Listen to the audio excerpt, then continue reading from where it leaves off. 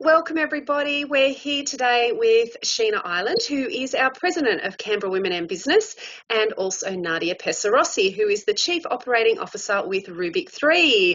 Good morning, ladies. How are you? Hi, thank you, Steiner. Now, very exciting announcement overnight is that nominations have opened for the Canberra Women in Business 2021 Awards, and we need to put Rubik3 at the start of that sentence because Rubik3 is, again, our major sponsor for that event. Nadia, thank you so much for your support for Canberra Women in Business. What made you come on board again as a sponsor or a partner for this event? I think our commitment, Rubik3's commitment to supporting women in business obviously is a major part of our values and what we give back to the community. But every year it just gets bigger and better. And it's just so inspiring to see all the businesses, all their stories, especially during COVID-19. Last year's was very inspirational. And this year again, we're really excited to see and read the stories of how these amazing women have been doing. So really, again, it was one of my favourite things, no brainer, to come on board again. Perfect. And Sheena, as the President, you must be really excited that nominations are now finally open. What are you most looking forward to for the 2021 awards? I think a bit like Nadia, it's the stories. I'm really excited that we're launching these awards and we're looking for heaps of nominations, and we're looking for people to nominate other women, because I think throughout this year what we've heard is the amazing resilience of so many women in business and the tenacity. And of course, Canberra is in lockdown again at the moment. It's really heartbreaking for a lot of businesses. There's a really hard time. And so some businesses, we've heard amazing stories once again of pivoting, but others we've also heard stories where some can't operate right now. And what they have done is they've then looked at ways to support other businesses. I was just literally 2 days ago talking to a business who can't operate at the moment, and what she did is she reached out to other women in business in the community and is now supporting them in their work. And I think that to me tells the most amazing story of what we have here in the Canberra community. We have a tight-knit community of women who reach out and support each other time and time again, especially now that we're in lockdown. And I think I'm just really excited to put some of those stories out there in the form of our finalists and our winners. And of course, I just want every woman to get her story down and look at the amazing achievements they've had this past year. Now, when it comes to women in business, sometimes they are a little shy. They don't like to be in the spotlight. They don't like to put their names forward for awards. The catch we have here is sometimes you might just get nominated by somebody else who thinks you're fantastic. So that's the beauty of this process, isn't it? That you can just nominate somebody who's in business. So someone who is a little bit shy, you can go, you know what, I'm going to get you, and you can nominate them, can't you? Yes, absolutely. There's a lot of research to show that women don't put themselves forward enough, that unless they feel like they can 100% get the job or they can 100% win the awards, they don't go and put the application in. So what sometimes women need is just that little bit of a nudge, that says, I think you can. And so we've seen this in the past where we've had winners who have said they don't even know where the nomination came from, but they're so grateful to whoever nominated them because it just made them put in the application and got them to be a finalist and a winner.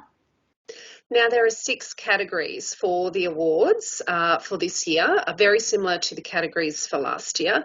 But as we saw last year, we had women who did some amazing innovative work to stay afloat in 2020, and there is an innovation category in this award. There's also a social impact award, of course, the big one, Canberra Businesswoman of the Year, Indigenous Businesswoman of the Year. I'm missing some, Young Businesswoman of the Year, and I think I'm still missing one there somewhere. Small Business of the Year. Thank you, Nadia. So there's so many categories there, and there's so many amazing women in Canberra doing so many different things. Nadia, what would you say to encourage people to actually nominate, and for when you receive that nomination to actually be brave enough to then fill out the paperwork to actually submit the application? even if you don't get to the finalist step or if you don't win, it's such a fantastic reflection, because you're there writing and you're going, oh wow, no, I actually did all this stuff. I mean, it's 2021 and we're still suffering from imposter syndrome. We're still doubting, the three of us can tell each other how fantastic we are. But if a male came along and said, oh, actually, you just need a bit more development there, or, oh, I don't know, Sheena. And we go, oh. So we've got to not let those comments get to us. I think, especially there's this place where we don't listen enough to our actual cheerleaders and our inner cheerleader, and we really have to, and really encourage, definitely nominate, because I think no matter what we say, people do feel a bit funny about nominating themselves. So really encourage everybody in the CWB community and external from that to really think about these amazing businesswomen that and to nominate them. Sheena, obviously we don't know at this stage whether we'll be able to actually hold the award ceremony at the end of the year, knowing what's going on in our community at the moment. But as you said at the start, this is more reason than ever to recognise the tenacity, the resilience, the strength of women who are in business in Canberra.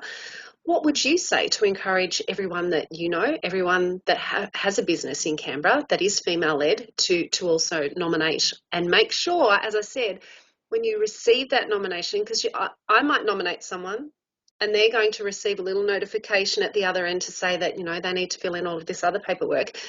How do we encourage them to actually go and do that then? Because some of them might still go, oh my gosh, someone's nominated me, I can't do this. We undersell ourselves, or we think we're not good enough once again, or we wonder if it's the right way because we're not perfect.